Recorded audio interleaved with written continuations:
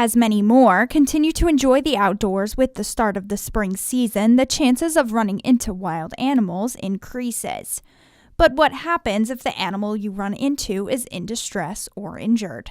According to officials from the DEC, this is a situation that is very common to the North Country. Get a lot of calls, a lot of calls about birds, specifically raptors, birds of prey. We also get a lot of calls about deer.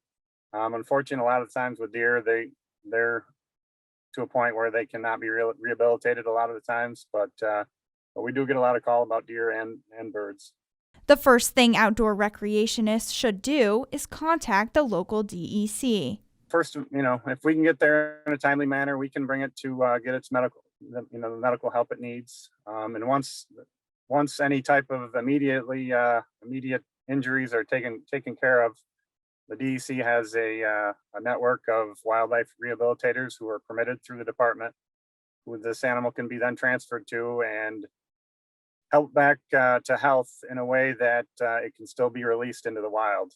If individuals are able to stay with the animal until help arrives, these are the recommendations they should follow. You can always, keep an eye on it. If it's still able to move, try to keep an eye on it, see where it goes. Obviously, if we know where it is, it's a little easier for us to find it and take care of it. Again, try not to approach it. Try not to bring too big of a crowd into it because the more people there, the more nervous the animal gets and could cause additional issues. Lieutenant Bartkowski shared an experience he had where he helped to save an owl, one that has stuck with him for years. One that kind of sticks out in my mind is a number of years back, I got a call about a smaller owl. I think it was a short-eared owl. And I responded to it. It was still alive, still moving around a little bit. I was able to collect it up, and at the time I didn't have any type of box or anything to transport it in my vehicle, and I just kind of wrapped it up in a blanket and had it on my passenger seat.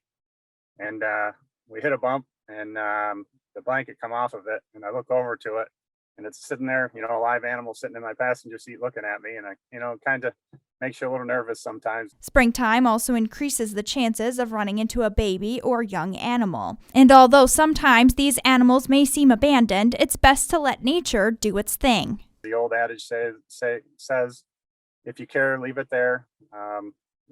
Just because it appears to be by itself doesn't mean the mother's not there somewhere watching. So if you do come across an animal that is injured, remember to keep the safety of both yourself and the animal at the forefront. For ABC 50 Now in Watertown, I'm Isabella Colello.